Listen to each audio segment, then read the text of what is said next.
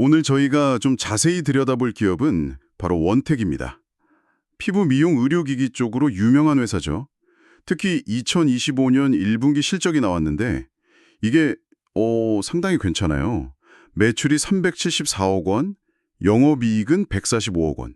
작년 4분기에 딱 턴어라운드 했는데 그 좋은 흐름을 계속 이어가는 모습이거든요.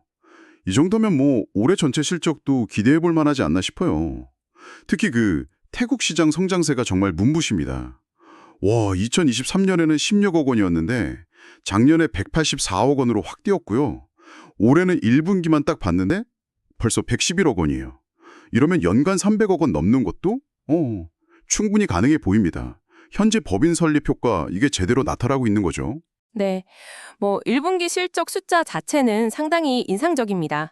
매출 성장세도 그렇고 이익 규모도 그렇고요. 근데 이익률을 좀 봐야 하는데요. 지금 38% 수준인데 이게 계속 유지가 될 수 있을까 하는 점이에요. 원택 주력 제품이 아무래도 레이저 장비 쪽이잖아요. 이쪽은 상대적으로 소모품 매출 비중이 좀 낮거든요. 그래서 장기적으로 보면 한 30% 초반대 이익률이 좀 더 현실적이지 않나 그렇게 보고 있습니다. 게다가 하반기로 가면 또 마케팅 비용 같은 게 늘어날 수도 있고요. 물론 회사 입장에서는 지금 당장은 이익률보다는 매출 확장에 더 집중하겠다 이런 스탠스인 것 같긴 한데 결국에는 이 수익성 관리가 중요하겠죠. 지속 가능하려면요. 비용 문제는 물론 고려해야죠. 근데 또 성장 잠재력 쪽을 보면 중국 시장 기대감이 크지 않습니까? 그 원택의 초기 레이저 기술 있잖아요. 피코케어랑 파스텔. 이걸 중국 기업에 기술 이전하는 계약 논의가 지금 진행 중이라고 하더라고요. 만약 이게 성사되면 기술 이전료로 한 80억 원이 바로 실적에 딱 반영될 수 있다. 이런 기대감이 있거든요. 그리고 또 주력 제품 중 하나인 올리지오. 이것도 중국 인허가 가능성이 한 50% 정도 된다고 하니까 이것도 꽤 긍정적인 신호 아닌가요? 태국 실적이 워낙 좋다 보니까 다른 지역이 상대적으로 좀 부진해 보이는 면도 있는데요. 예를 들면 브라질 같은 경우 영업 재개는 했는데 글쎄요. 2023년에 한 200억 정도 했었거든요. 그 수준 회복은 좀 어려워 보이고요. 올해는 한 100억 정도 기대하는 게 좀 현실적인 수준 같아요. 그리고 중국 올리지오 인허가 가능성 50%라는 건 뒤집어 말하면 실패할 가능성도 50%라는 거잖아요. 이건 불확실성이 아직 상당히 크다. 이렇게 봐야죠. 여기에다가 국내든 해외든 경쟁은 점점 심해지고 있고 마케팅 비용 부담도 계속 늘어날 거라는 점. 이건 분명한 리스크 요인입니다. 네, 그런 도전 과제들이 없는 건 아니죠. 그렇지만 원택의 핵심 전략 방향은 역시 해외 시장 공략이잖아요. 올해 수출 비중 목표도 65% 이상으로 잡고 있고요.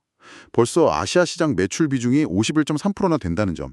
특히 태국에서 성공 방정식을 딱 만들었다는 건 상당히 고무적인 부분이라고 생각해요.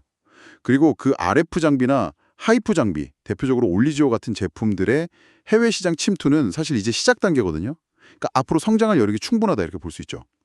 소모품, 그 팀 매출 비중이 26%까지 올라온 것도 장비가 꾸준히 나가고 있다는 증거고요. 네, 아시아, 특히 태국에서의 성공은 분명 주목할 만합니다. 근데 그 성공 모델이 다른 문화권, 특히 미국 같은 큰 시장에서도 그대로 통할지는 좀 더 지켜봐야 할 것 같아요. 물론 최근에 미국 피부과 학회, AAD라고 하죠. 거기서 올리지오 반응이 좋았다, 이런 얘기도 있고, 또 다른 제품인 누바덤, 라비앙이죠. 이게 히스패닉 시장 중심으로 반응이 괜찮다, 이런 소식도 들리긴 합니다만, 미국 시장이 워낙 크고 또 새로운 기술 받아들이는데 좀 보수적인 면도 있어서요. 이게 실제 판매 확대로 이어지려면 시간이 좀 걸릴 수 있습니다. 지금 봐서는 일단 누바덤 쪽에 좀 더 집중하는 모습인 것 같기도 하고요. 그래도 미국 시장 뚫으려고 현지 법인 이전도 하고 인력도 계속 뽑고 투자를 아끼지 않는 모습이잖아요. 장기적으로는 아예 직접 판매, 직판 캐제로 전환하는 것까지 고려 중이라고 하니까 의지는 확실해 보여요. 게다가 또 오는 7월에는 국내 시장에서도 다시 한번 좀 공격적으로 마케팅을 한다고 하니까요. 시장 점유율 확대하겠다는 의지가 정말 강해 보입니다. 국내 시장에서의 공격적인 프로모션은 제 생각에는 현재 점유율을 방어하거나 아니면 과거 잘 나갔던 수준으로 회복하는 정도? 그 정도로 목표로 하는 게 아닌가 싶어요. 경쟁사들이 계속 신제품 내놓고 있고 가격 경쟁, 프로모션 경쟁도 워낙 치열하니까요. 아마 2분기 실적 나오면 광고 선전비 늘어난 게 좀 보일 가능성이 높습니다. 이게 뭐 이익률을 확 깎아먹을 정도는 아니더라도 부담은 될 수 있겠죠. 그리고 아까 말씀하신 HIFU 장비 쪽은 아직 성과가 뚜렷하게 보이는 건 아니고요. 브라질 시장 회복 속도도 좀 더딘 편이고요. 생산 라인 증설 얘기가 나온다는 건 뭐 수요가 늘고 있다는 긍정적인 신호이기도 하지만 동시에 현재 생산 능력이 좀 빠듯하다는 걸 보여주는 걸 수도 있거든요. 맞아요. 그런 단기적인 어려움들이 분명히 있죠. 하지만 원택은 목표가 확실하잖아요. 시장 점유율 확대. 이게 최우선 과제인 거죠.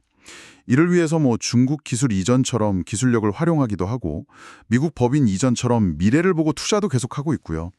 또 장기적으로는 지금 하는 피부 미용 분야를 넘어서 그 서지컬, 그러니까 수술용 의료기기 분야까지 확장해서 종합 메디컬 기업으로 가겠다. 이런 큰 그림도 그리고 있더라고요. 중화한 메디컬 기업이라는 장기 비전, 뭐 좋습니다. 매력적이죠. 하지만 현재로서는 역시 주력 사업인 피부 미용 시장에서 확실하게 자리를 잡는 게 먼저입니다. 특히 미국이나 중국 같은 핵심 해외 시장에서 좀 구체적인 성과를 보여주는 게 시급한 과제라고 보고요. 그러면서도 안정적인 이익률을 확보하는 것, 이것도 놓쳐서는 안 되겠죠.